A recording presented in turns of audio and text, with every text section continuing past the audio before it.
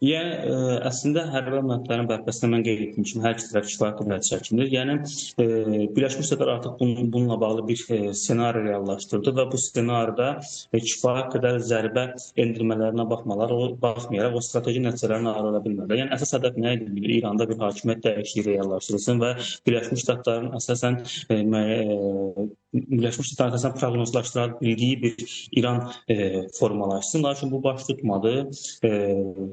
Cənub qonşumuz kifayət qədər İranın Birləşmiş Ştatlara qarşı müqavimət göstərə bildi və Birləşmiş Ştatlar rəsmiləri də onu başa düşür ki, yəni İranda əgər o strateji nəticələrin əldə olmaq istəyirsə, bu məsələnin yeganə həll yolu məhz İrana qarşı hərbi əməliyyatlar, yəni quru əməliyyatların başladılmasıdır və bu isə Birləşmiş Ştatlar üçün olduqca çox böyük risklər daşıyır.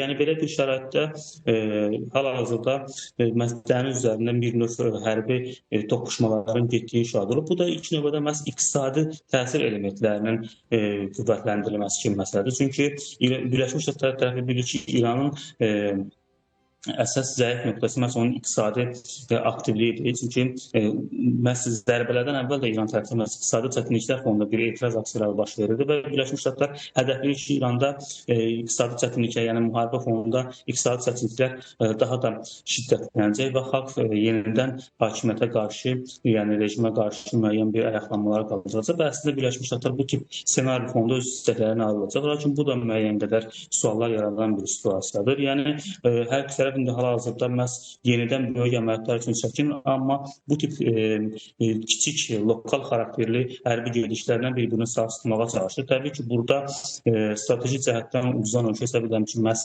iki şəraitdə İrandır. Çünki yəni proseslər məhz İran sahillərində, demək ki, İran ərazi sularında və İran ərazilərinə yaxın bir nöqtələrdə baş verir. Yəni Amerikanın coğrafi cəhətdən bu bölgəyə burada əlaqəsi yoxdur və belə bir şəraitdə uzun müddət bu proseslərin davam etməsi İranı əslində kifayət qədər iqtisadiyyatına ağır vəziyyətə salır.